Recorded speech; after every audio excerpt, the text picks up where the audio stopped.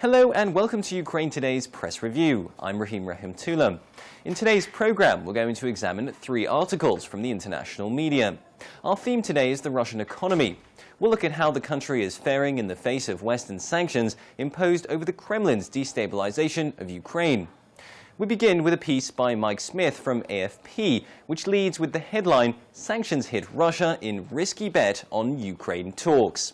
Smith says that Ukraine is actually hurting economically just as much as Russia, and the Kremlin is hoping that that will affect the behavior of Western nations. Despite its economic woes, Russia still holds a number of trump cards in the Ukraine crisis, and may be betting on the fact that the ex-Soviet republic to its west is in even worse straits.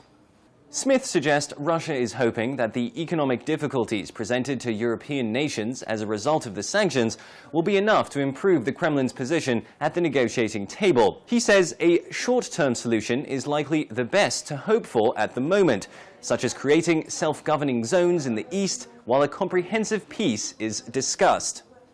Our second article today comes from the Financial Times emerging economies blog, Beyond BRICS, where Henry Foy takes a more in-depth look at the effects of sanctions on Russia, drawing a picture of the all-around impact.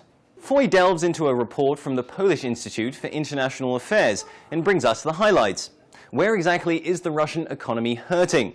Well, Russian real incomes could decline this year for the first time since Putin came to power. GDP per capita will fall to $8,000 to $10,000 in 2015, down from $14,000 in 2013. That, added to rising inflation, will mean ordinary Russians start feeling an undeniable pinch in their own pocket. Foy also highlights Russia's recent pivot to China. The move came following the imposition of Western sanctions as the Kremlin began looking east for new trading partners. He says Russians might want to start getting used to Chinese products on their supermarket shelves. Since sanctions began to bite, Putin has reached out to China to fill the investment gap. For our last article today, we'll look at a piece from Reuters which says Russia's financial crisis may bury Putin's Eurasian dream. The article argues that the economic damage done to Russia as a result of Western sanctions has undermined the Kremlin's standing as a regional power. From Belarus on the European Union's fringe to Kazakhstan on the border with China, some of those once firmly in Moscow's grip are now questioning whether Russia has what it takes to lead.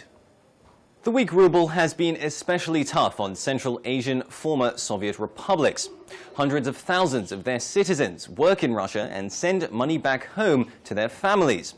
But that money in US dollar terms is worth about half of what it was just 6 months ago. Few, if any, of Russia's former Soviet neighbors can escape the impact of its crisis, deepened by oil prices plunging to almost 6-year lows, and the pain may encourage some to think more independently. So our commentators today seem to be in agreement on one point, which is that Western sanctions are doing real damage to the Russian economy. It's not yet clear if that will translate into a dent in Russian President Putin's popularity at home among ordinary Russians. But abroad, the Kremlin's hopes of building a Eurasian Union to rival Europe and America look to have taken a hit. That's all we have time for today. Join us again tomorrow for another press review. In Kiev, this is Ukraine Today.